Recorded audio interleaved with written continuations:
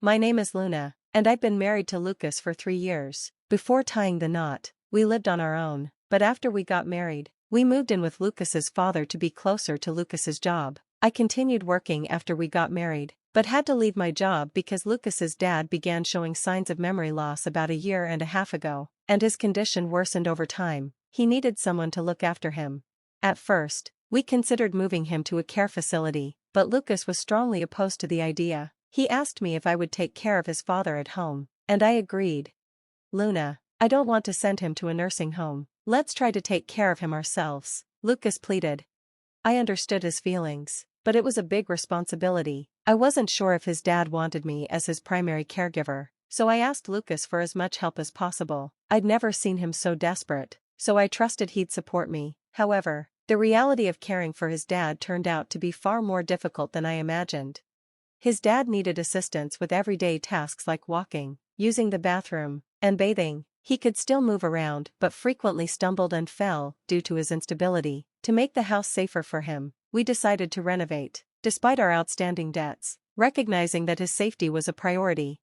Initially, Lucas was very hands-on with his father's care, but as time passed, he claimed his work schedule was too demanding. A year later, he stopped helping altogether and began spending his days off away from home.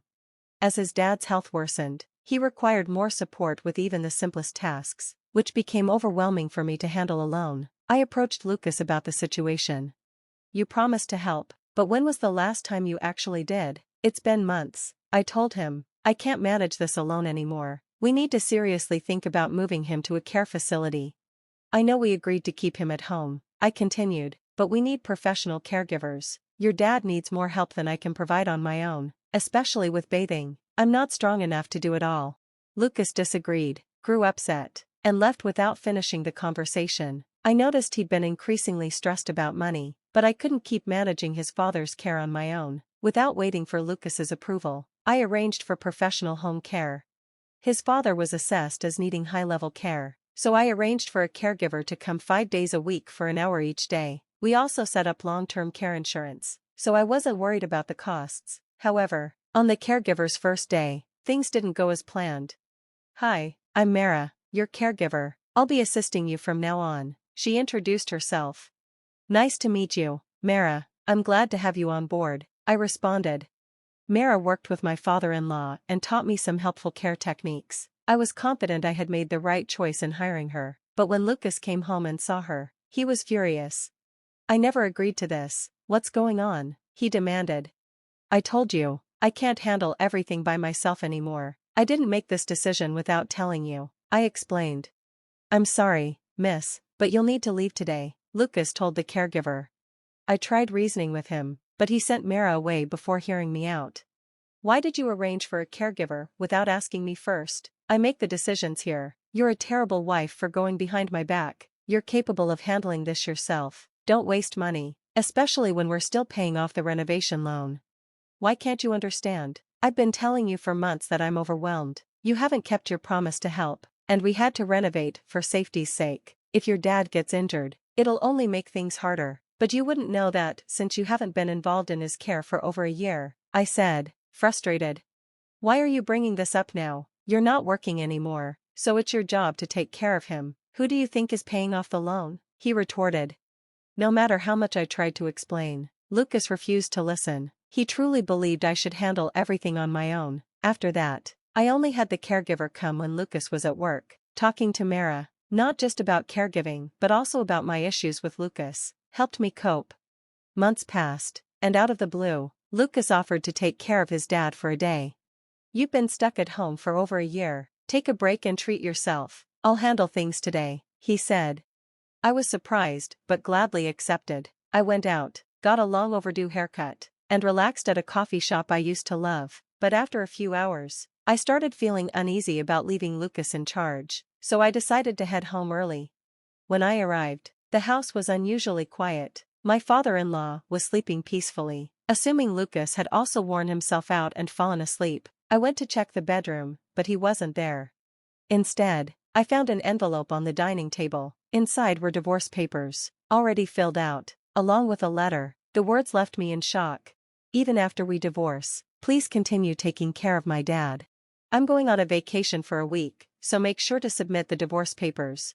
When I read those words, everything clicked. His sudden offer to look after his dad was just a ploy to get me out of the house so he could pack for his trip. The fact that he'd already drawn up divorce papers was a crushing blow. To top it off, he expected me to continue caring for his dad even after we separated. I couldn't wrap my head around it, so I immediately called him. When I saw the letter, I found the divorce papers. What's going on? Who are you going on this trip with? I'm at the airport about to board. I'm busy, and honestly, I don't care anymore. It doesn't matter who I'm with. We're getting divorced, so just file the papers before I get back. That's it. With that, he abruptly hung up, and just before the call ended, I heard a woman's voice calling his name in the background. It became obvious that he wasn't alone, the person he was traveling with was right there. After just 3 years of marriage, I was now faced with the reality that he was likely having an affair.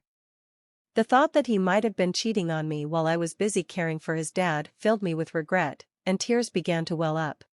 Luna? I heard my father-in-law's voice from the other room. Though he'd been struggling with memory loss lately, today he said my name clearly.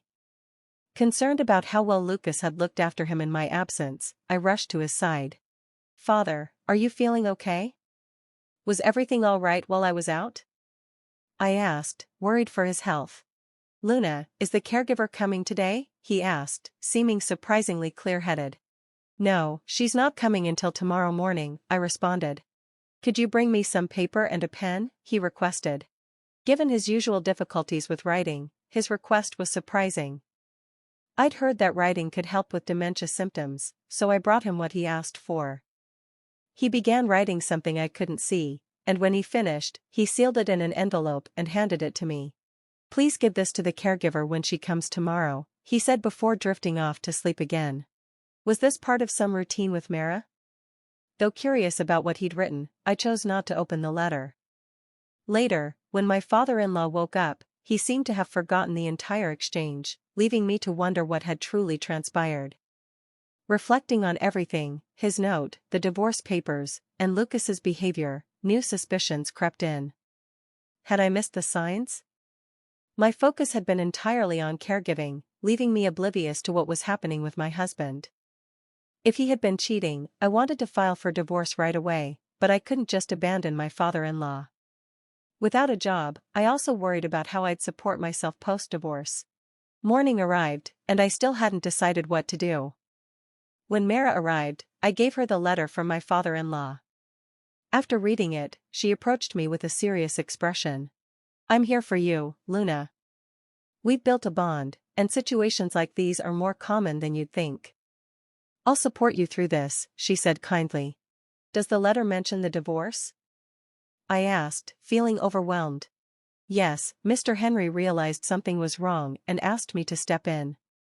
He wrote about his wishes concerning his estate, but we'll talk about that later since your husband will be back soon. For now, we need to move quickly, Mara said.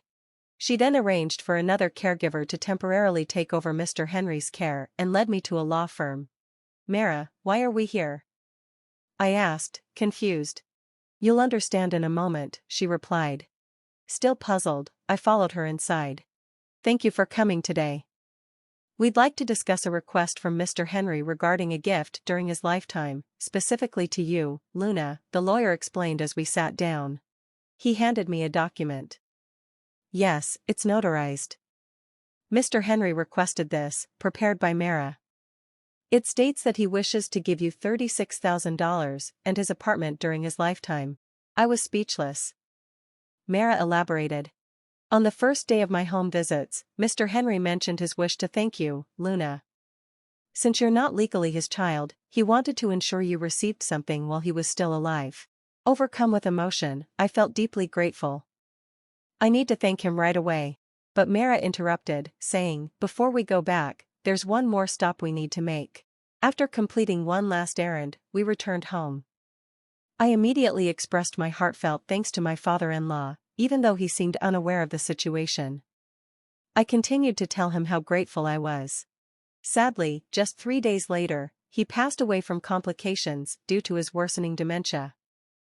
I tried contacting Lucas, who was still on his trip, but he didn't pick up, possibly assuming I was calling about the divorce. We have no other choice, Mara said, guiding me through the funeral arrangements. Relatives came to pay their respects, and Lucas's absence, being the biological son, became a point of criticism. 2 days later, Lucas returned, completely unaware of his father's passing.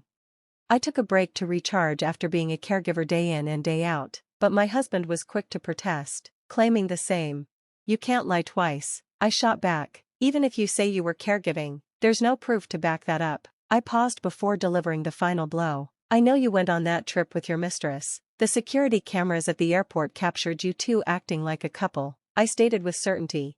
Upon hearing that, my husband resigned himself to the disapproving glances from the relatives around us. A few days later, after things had calmed down, I filed for divorce. I was getting ready to move into the apartment my father-in-law had left me when my husband rang. "Luna, where are you? I just found out that you're the one listed as the beneficiary of his life insurance." "Not me, that's all I was supposed to inherit. What are you going to do about this?" He fumed. "What did you say to my father while you were looking after him? You and that caregiver must have plotted this together," he accused, his voice rising. "It was your father's decision," I explained calmly. "Mara and I only did as he requested. Now that we're divorced, you and your mistress will be hearing from my lawyer soon. And make sure you pay up for the compensation," I replied, my voice firm. "What do you mean we're divorced? Besides, since you got my dad's life insurance, consider it your consolation money, so I don't owe you anything," he shot back, his arrogance on full display. It seemed he had forgotten that he left me the divorce papers himself before he jetted off on his trip. I was taken aback by his complete disregard. "You gave me those papers with a letter instructing me to file them, remember? And the life insurance is a gift from your father, not something you gave me, so yes, you still owe compensation," I stated firmly. My husband was at a loss for words, stunned by my response. Seeing no way forward, we ended the call. Afterward, he tried calling a few more times, but under Mara's advice, I changed my number. Even after my father-in-law passed away, I still see Mara now and then. She did more for him and me than my own husband ever did. I'm deeply grateful to her. Eventually, the truth caught up with my husband and his mistress. Their lawyer called me. "Lucas said you were managing everything, though I didn't know all the details at the time. I'm genuinely sorry for going on that trip while Lucas's father was in such poor health. I've already paid the compensation, and I don't plan on seeing Lucas again," she confessed. That's how things unfolded. I half expected them to refuse to pay, but they didn't. I still can't understand why someone as smart as her would fall for my husband. It turns out she was financially stable, while my husband, trying to keep up, spent nearly all his savings. I heard he even funded their fancy trip out of his own pocket. Whether he squandered his money or not doesn't concern me now. I'm determined to ensure he repays every cent, no matter how long it takes. Thankfully, the family home is still under my father-in-law's name, so I won't be struggling for a place to live. However, the monthly loan payments we took out for elder care, combined with the compensation payments, will be a burden. Even with money taken from my husband's paycheck, he'll barely have enough left, and since all our relatives are aware of the situation, he can't turn to them for help. Hopefully, this will teach him a lesson. I've moved into the apartment my father-in-law left me, and I'll have it for life. Things are more comfortable now. I'm using the inheritance to pursue caregiving studies, with Mara guiding me. I want to become a caregiver like her, someone who truly helps families in need. Thanks for watching. See you in the next video. Stay tuned.